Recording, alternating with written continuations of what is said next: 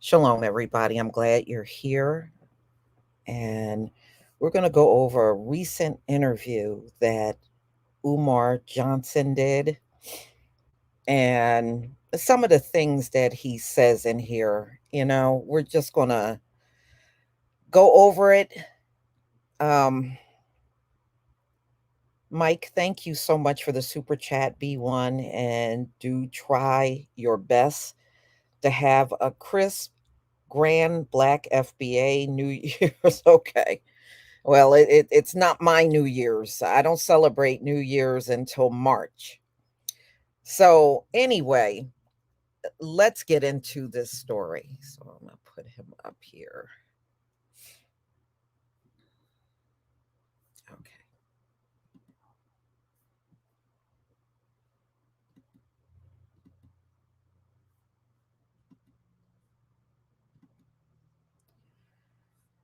All right. Let's talk about Umar here. So, he did an interview with J. Farrell Doss. And this was published on the 26th. So he goes on to say, Umar Johnson says current generation isn't responsible enough for reparations. Now, my question to you, ladies and gentlemen, is why do we have to be any more responsible than any other group that got reparations? And let me tell you something, and I'm getting sick and tired of everybody always implying that we're bad with money. Trust me, I worked around these folks and they're not all good with money either. It's amazing how. So you're saying all the Native Americans were great with money? I bet you there's plenty of them that are lousy with money. Okay, there's people that are bad with money in every single group, despite of the fact that they're always trying to exclusively pin that onto Black people in this country. So nobody else is irresponsible with money except for our group. I'm not buying it, y'all.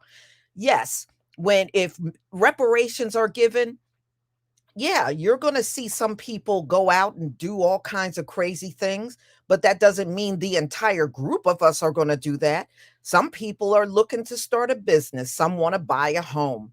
Some people are looking for better educations for their children. We're looking for a whole host of things. We're not all looking for gold chains and Nikes, okay? I'm just sick of hearing this from, it's bad enough. We're always hearing the same stuff from people within. Yes, there are some of our people that are going to be irresponsible. Look, you see that they can be irresponsible with their paychecks. Of course, they're going to be irresponsible with reparations money.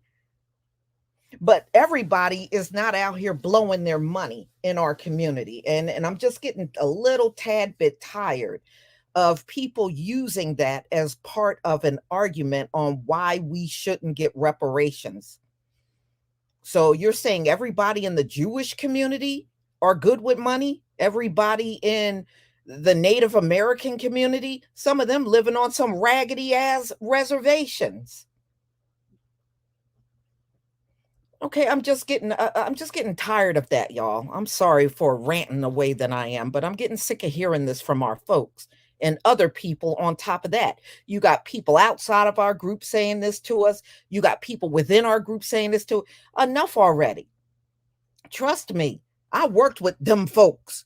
And when they going through divorce, they will clean each other's clocks That's why some of the men will hightail it out of here when they get caught up in a divorce because they get their clocks clean. And you mean to tell me those people are doing great with money? No, of course they're not. So let's go on. I know I've been ranting on that for a while. Let me move on. Let me move on, y'all. All right. So we can't get money unless we get our act together. Well, then we won't ever get money. We won't ever get a dime. So this was an interview that was just published recently, but it was done in 2019. Controversial black psychiatrist Umar Johnson told the interviewer that he favored reparations, but had a few issues with the reparation issue, the movement. So, first, the reparations movement was narrowly focused on repaying slave descendants for their enslaved ancestors' unpaid labor, but it failed to account for the psychological trauma handed down through the generations. Trust me, if we get the money, we can fix our trauma. Okay, y'all, am I telling the truth or not? With the money, many of us that are having psychological problems can fix those problems if we got the money. Heat, thank you so much for the super sticker. All right, we can fix a lot of problems. We can fix the education issue among our people. We can fix the medical apartheid that's happening to us with that money. We can fix a lot of things because there would be no need to go to these folks for anything. We would be able to do much of it ourselves. Right? Okay. So let me go on. So, second, the demand for reparations cannot cease with the when slavery was abolished in 1865, the accounting must extend to present day. Okay, well, that's a no brainer because the trauma goes on to this very day. I do agree with that. All right, so it goes over Ta-Nehisi Coates, who I really don't want to talk about. They're talking about his 2014 essay, A Case for Reparations, examined reparations from enslavement to racist housing policies in the 1960s. Yeah, well, you better break, you know what? We got mass incarceration that's still going on now. And we got all of these innocent people going to jail in droves. We got a lot of issues. That's for sure. And, gentrification. Johnson believes the reparations demand should include gentrification that occurred between the 70s and present decade. Third, the Arab slave trade occurred prior to British enslavement, but no mention is made of holding Arab states accountable. They most certainly are. You hold everybody accountable that took part in the enslavement of people around the globe. But those people that were enslaved in the Arab world, they would have to get up and fight for their slavery. All right. We were enslaved over here in the Americas. And he's right. A lot of these nations owe for slavery. And of course, the Arab nations do. But you got a lot of the descendants of those Arab slaves that are still over there. They must get up and fight. We can't take up fights all over the globe. We're barely getting these fights, getting the recognition and the fighting done right here in America. And you see how hard they're trying to suppress our voices all the time. They're always trying to stifle our voices, or you put a comment in the comment section of a video and all of a sudden your comment is not there. They're always trying to stifle our voices. All right.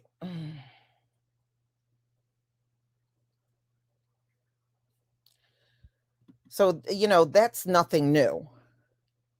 Finally, there was one slavery, but There are too many reparations movements. There is a reparation movement in the United Kingdom, the Caribbean, the United States, and Africa. So what's wrong with that? Doesn't that just lend more voices to the cause? I don't see anything wrong with that. Johnson concluded that without unity, these movements will fail, as the oppressor will divide and conquer. Well, we weren't enslaved everywhere. And I think, how do you take one universal group and fight it all over the world? It's best for those people to be in the land that their forefathers were enslaved in, to have those fights. We are already stretched thin with our fight on this homeland, but come together and fight it everywhere. I don't know. I don't see nothing wrong with the way that it's being fought. Okay, I don't see it. But let's go on. So, in a recent interview, Johnson mentioned the biggest problem he has with the present reparations demand. And then he goes on to say, before there is any distribution of reparations, we must first organize and elect the people we want to represent us, Johnson stated, because every penny you get from reparations is going to go to the China man, the Arab man, the Jew. It's going to go to Mercedes. It's going to go to Nike. Then black people say, Umar, you don't know if that's true. And he goes on to say, yes, I do know that's true. As a psychologist, the best predictor of future behavior is current behavior. So you mean to tell me we're going to radically change our spending habits with reparations money? It's not going to happen when you never be responsible for your own damn money. Yeah, but that's not everybody. That goes back to what I said. That's not everybody. I mean, yes, there are people that are reckless with money, and yes, there are people that are better with money and good at saving money. You can't stop people from being reckless with money. But that's too much pocket watching there, Dr. Umar. And I don't think that should be a defining reason on why we don't get reparations. People are going to do whatever they want. They are grown. But to say that we're all going to blow the money, that's false. That's false. Everybody works for a living. And when they get that paycheck, they make sure their bills are paid. They make sure their children are taken care of, or their rent is paid, their mortgage paid. There's a lot of very responsible people in our group, too. You know? So I don't know. In my opinion, it's too much pocket watching. So you're mean to tell me all of these other groups that got reparations, none of them ever blew their money? I don't believe that. I don't believe that for one moment. All of them, they're all responsible with the money. And why is this always questioned when it's us? Whenever any group got reparations, I never seen these kind of questions come up. Never. Not even once. In fact, they don't even bring it up. They just want to, they want the governments to give them money.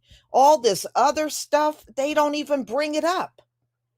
They don't bring up none of it. All right, let's go on. Following that, he says, I do not believe that the current generation of African people should be responsible for the dissemination or discussion over reparations because we haven't done anything worthwhile that will entitle us to that type of responsibility. I don't agree with that. Well, then what other things did these other groups that got reparations do that made them entitled?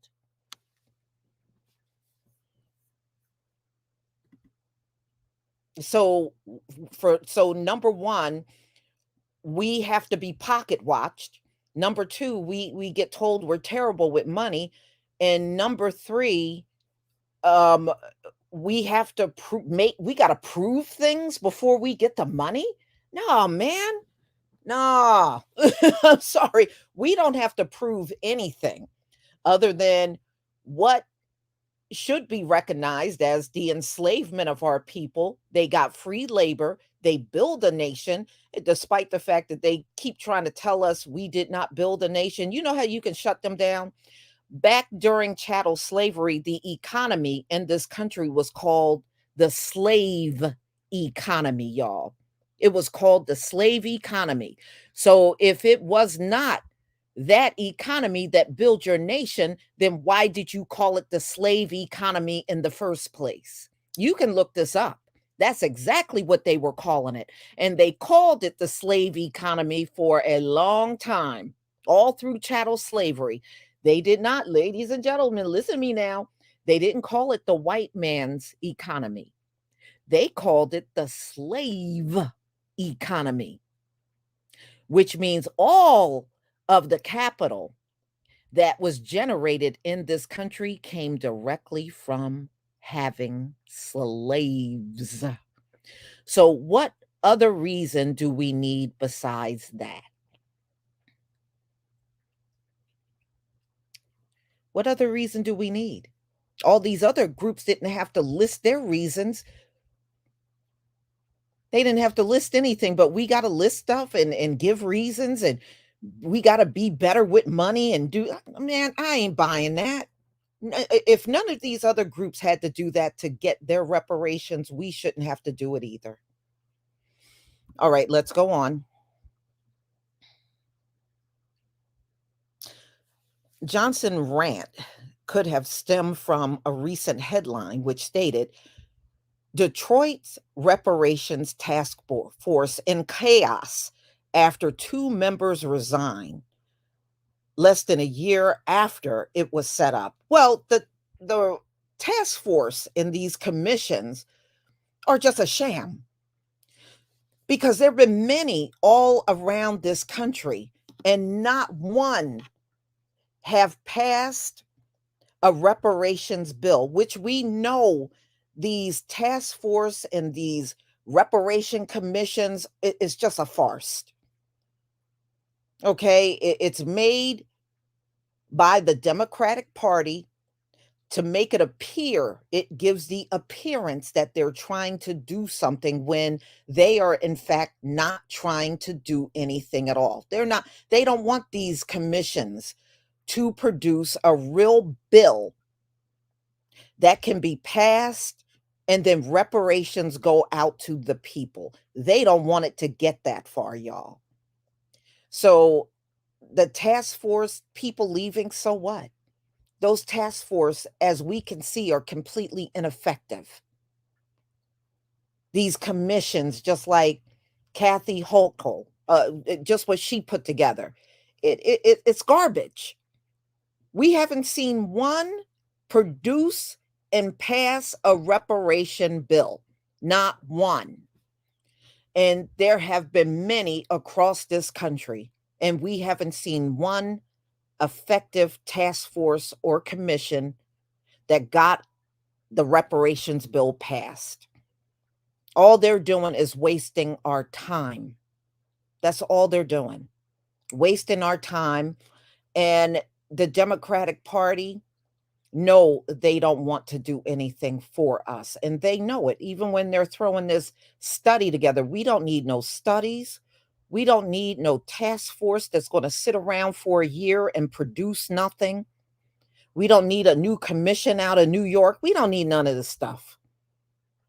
What they need to do is sit down and just get all the money, the checks and money in the mail. You're doing it for these immigrants.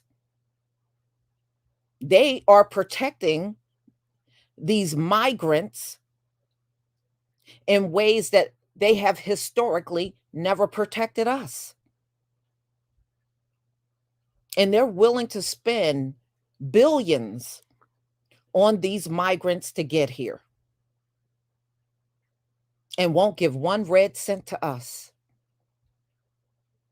When they get here, they get a sanctuary city to be protected in. We have no protection. We are wide open for anybody to do anything to us. And all the money is going to people that don't pay one tax dollar in America. Ukrainians don't pay any taxes here. Okay, every dime is going to a bunch of foreigners, foreign nations. That's where it's going.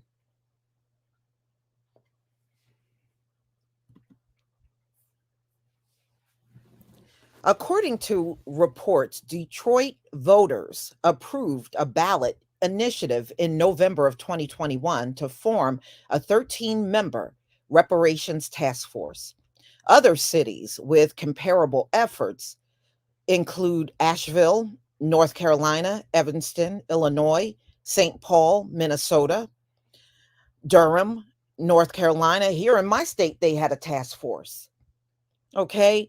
The Detroit task force was was responsible for focusing on housing and economic development and providing recommendations to the city council for forms of reparations that would rectify past discriminatory policies and practices. It's not reparations unless money is on the table. Not reparations unless money is on the table. Reparations task force was given $350,000 budget, which many voters thought was a big step towards creating a more equitable society. Unfortunately, two task force members resigned 8 months after their initial meeting. Yeah, because they probably already seen the writing on the wall that this was a bunch of nothing. According to one of them, collectively, that group of people has different ideas about what reparations is fundamentally. And we didn't get a place where we had a broad strategic vision. So the co-chair of the task force remarked, the task at hand is larger than two members. This is not the time to point fingers because this is sacred work that must be completed. Despite the setback, the co-chair believes the task force will still be able to complete its findings in 18 months. To put a report together, the co-chair explained, we need to study the harm done and how to solve it. We're doing research from the 1930s to present. The co-chair admitted, there's a lot to this than I didn't realize. The resignations weren't as chaotic as the headline suggested, but any advocate of reparations would be dissatisfied, even the finest setback in the task force. However, reparation proponents should be even more dissatisfied with Johnson's remarks. Yes, I don't believe we need to become a certain way in order to get reparations. I mean, I understand what he's saying, and I think he is saying it out of a place of love for his people.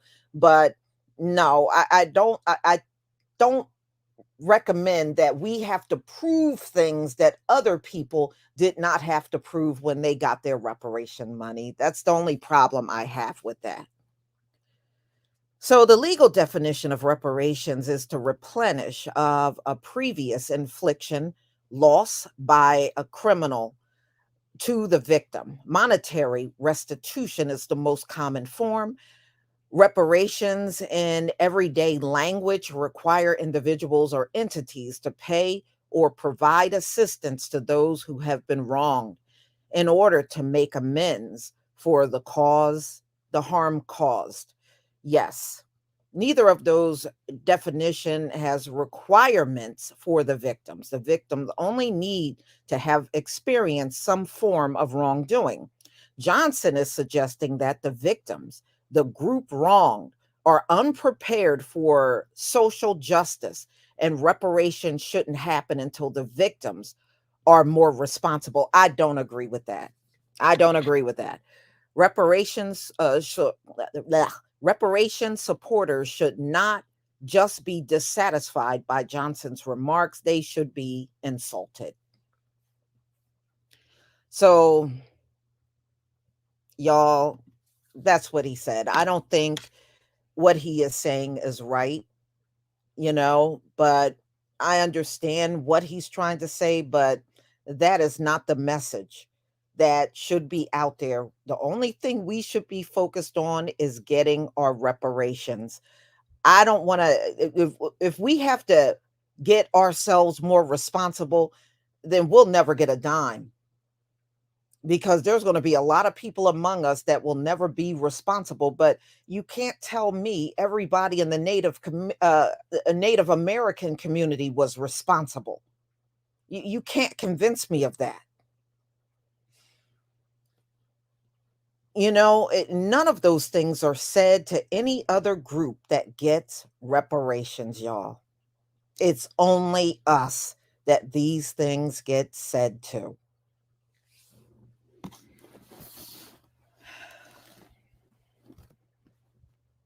Mm, mm, mm.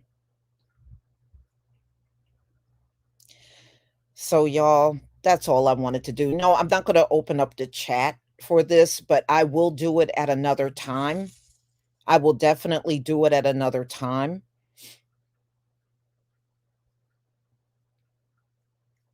And yeah, mm, I mean, I understand, but no, I don't think that's the message that should be out there. And I've heard this not only from people like him, but them folks too. Oh, what y'all gonna do with the money? Well, did you ask the Jews and the natives what they gonna do with their money?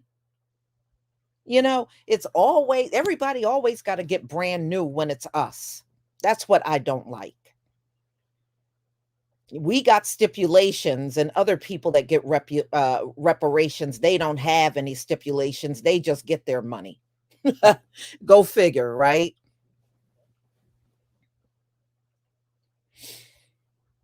Mm, mm, mm. So, y'all, I want to thank you for being here. Let me just see the starred here.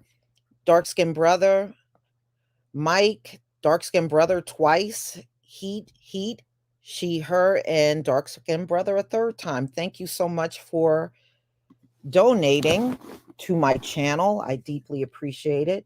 I can't have you on for comment, but you most certainly can go into the comment section and give your opinion about what Dr. Umar Johnson said. So, everybody, please enjoy the rest of your evening. And we will definitely be coming back tomorrow. If you haven't heard, there is somebody suing Jermaine Jackson for SA.